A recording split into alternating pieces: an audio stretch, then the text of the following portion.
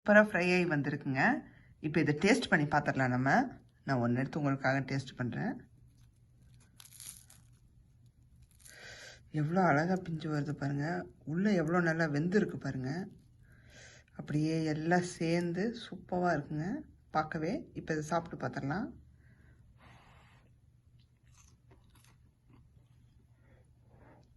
ரொம்ப சூடாக இருக்குங்க.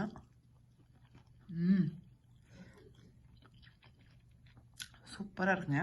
அப்படியே ஸ்பைசியாகவும் நம்மளுக்கு அந்த காலிஃப்ளவர் போட்ட ஃபீலே தெரியலைங்க. அவ்வளோ நல்லா இருக்கு. Welcome to Radhima kitchen. எல்லாரும் எப்படி இருக்கீங்க? இன்றைக்கி நம்ம பார்க்க போகிற ரெசிபி என்னென்னா ஒரு ஸ்டார்டர் ரெசிபிங்க.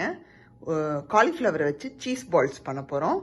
இது ரொம்ப ரொம்ப சீஸியாகவும் இருக்கும், அதே சமயம் அவுட்டரில் வந்து கிறிஸ்பியாகவும் இருக்க போது. இதுக்கு என்னென்ன தேவை, எப்படி பண்ணலான்னு பார்க்கலாம் வாங்க. இதுக்கு வந்து நான் ஒரு முழு காலிஃப்ளவரில், ஒரு சின்ன காலிஃப்ளவர், இந்த முழு காலிஃப்ளவர்லேருந்து பாதி காலிஃப்ளவரை நான் எடுத்திருக்கேன். அதை வந்து சுடுதண்ணியில் உப்பு போட்டு நல்லா 1 மினிட்டுக்கு கொதிக்க வச்சு எடுத்துட்டேன். நான் மஞ்சத்தூள் எதுவும் சேர்க்க வேணாம், ஏன்னா கொஞ்சம் ஒயிட்டாக தான் இருக்கணும். அதனால உப்பு மட்டும் போட்டு அந்த சுடுதண்ணியில் போட்டு எடுத்துருங்க. 1 மினிட் வச்சு எடுத்தால் போதும். இதுக்கு வந்து நான் 2 எக்கு எடுத்திருக்கேன். நான் எடுத்துருக்கிற அளவுக்கு 2 எக்கு எடுத்திருக்கேன். ஸோ இதுக்கு எக்கு தேவைப்படும். அப்புறம் சீஸ் வந்து நான் கிட்டத்தட்ட 1 கப்பு எடுத்திருக்கேன். 2 கலர் மிக்சடு வச்சுருக்கேன். ஸோ அதில் வந்து நான் வந்து 1 கப் எடுத்திருக்கேன், ஆரஞ்சும் ஒயிட்டும் மிக்ஸில். அப்புறம் பைண்டிங்க்கு வந்து பார்த்தீங்கன்னா கார்ன்ஃப்ளவர் ஒரு 2-3 டேபிள் ஸ்பூனுக்கு எடுத்து வச்சுருக்கேன். அதுக்கப்புறமா நமக்கு பிரெட் கிரம்ஸ் அல்லது ஏதாவது ஒரு பொடி தேவைப்படும் ஃபைனலாக வந்து அதில் உருட்டி நம்ம ஃப்ரை பண்ணி எடுக்கிறதுக்கு.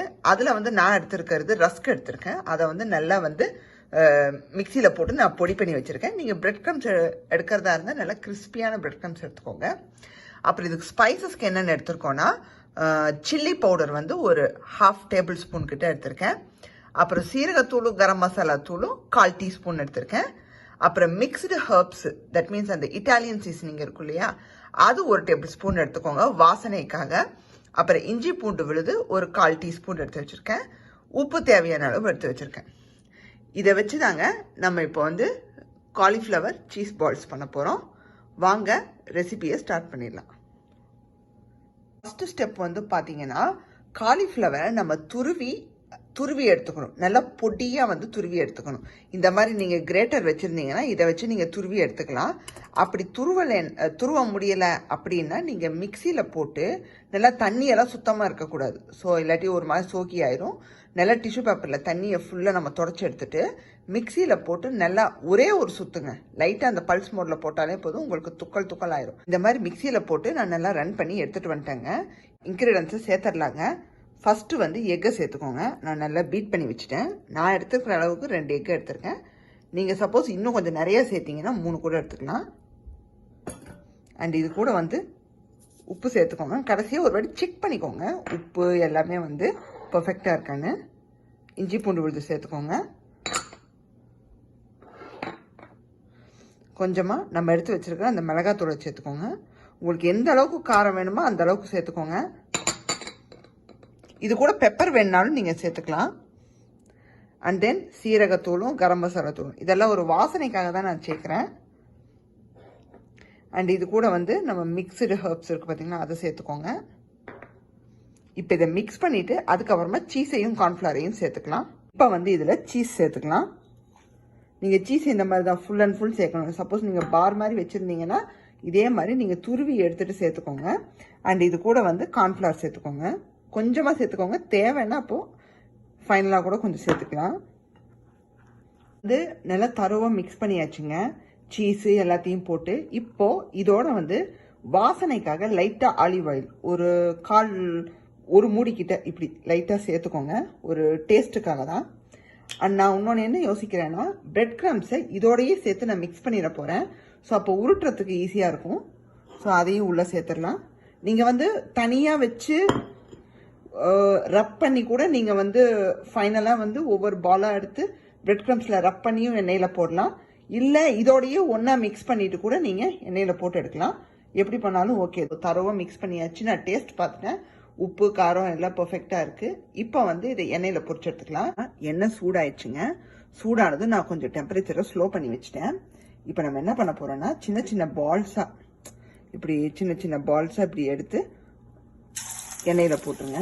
நீங்கள் வந்து நார்மலாக ஒரு சில இதுக்கு போடுவீங்க, இந்த பக்கோடாக்கெல்லாம் போடுற மாதிரி எடுத்து கொஞ்சம் கொஞ்சமாக இப்படி ப்ளேஸ் பண்ணிடுங்க. ஆல்ரெடி நம்ம வந்து பிரெட் க்ரம்ஸ் எல்லாம் போட்டு கலந்துருக்கறனால உங்களுக்கு வந்து அந்த பைண்டிங் வந்து பிரியாது. அந்த ப்ளஸ் உங்களுக்கு அப்படியே வந்து ரோஸ்டடாக அப்படி சீஸியாக இருக்கும். சைடு நல்லா வெந்துருச்சுங்க. நான் இப்போ எல்லாத்தையும் திருப்பி போட்டிருக்கேன். ரொம்ப சூப்பராக வந்திருக்குங்க. காலிஃப்ளவரை வச்சு இப்படி கூட பண்ணலாமா அப்படின்னா இந்த மாதிரி ரெசிபிஸ் தாங்க. நல்லா பொரிஞ்சு வந்துருச்சுங்க. இதை நம்ம எடுத்துடலாம். இதுக்கு மேலே நீங்கள் ரொம்ப வந்து ரோஸ்ட் பண்ணிடாதீங்க. ஆனால் ஸ்லோவில் வச்சே பண்ணுங்கள், ரொம்ப மீடியம் ஃப்ளேமில் வச்சே பண்ணுங்கள். சாரி, அப்போ தான் வந்து உங்களுக்கு நல்லா வந்து உள்ளேயும் வெளியேவும் வெந்து வரும். இப்போ இதை சர்வ் பண்ணிவிட்டு உங்களுக்கு சாப்பிட்டும் காமிச்சிடுறேன். ஒரு டிஷ்யூ பேப்பரில் எடுத்துருங்க எல்லாத்தையும். சூப்பராக வந்திருக்குங்க. உங்களுக்கு சாப்பிட்டும் காமிச்சிட்டேன். ரொம்ப நல்லா வந்திருக்கு. இதே மாதிரி நீங்களும் வீட்டில் பண்ணி பாருங்கள். சப்போஸ் உங்களுக்கு சில்லி ஃப்ளேவர் போட்டு பிடிக்கலன்னா நீங்கள் வந்து என்ன பண்ணலான்னா க்ரீன் சில்லிஸை கூட சாப் பண்ணி அதில் ஆட் பண்ணிக்கலாம். இன்னும் ஏதாவது ஆனியன்ஸு அந்த மாதிரி ஒரு சில விஷயங்கள் வெஜிடபிள்ஸ் ஏதாவது கூட ஆட் பண்ணிக்கணும்னா தாராளமாக ஆட் பண்ணிக்கோங்க. இது வந்து ஒரு சிம்பிள் வெர்ஷன் தான். இதுலேயே நீங்கள் சில இன்க்ரீடியண்ட்டை எக்ஸ்ட்ராவாக ஆட் பண்ணியும் பண்ணிக்கலாம். ரொம்ப நல்லாயிருக்கும். கண்டிப்பாக எல்லோரும் வீட்டில் பண்ணி பாருங்கள். இதை வந்து சாஸ் தொட்டு கூட சாப்பிடலாம். ரொம்ப நல்லாயிருக்கும். பிளெயினாக சாப்பிட்டாலும் ஓகே தான். ஸோ இந்த வீடியோ பிடிச்சிருந்தா லைக் பண்ணுங்கள், ஷேர் பண்ணுங்கள். சப்ஸ்கிரைப் பண்ணாதவங்க ராதிமா கிச்சனை சப்ஸ்கிரைப் பண்ணிடுங்க. மறக்காமல் பெல் பட்டனை கிளிக் பண்ணிடுங்க. அப்போ தான் நான் போடுற வீடியோஸ் எல்லாம் உங்களுக்கு நோட்டிஃபிகேஷனில் வந்து சேரும். Meet you next recipe. Bye.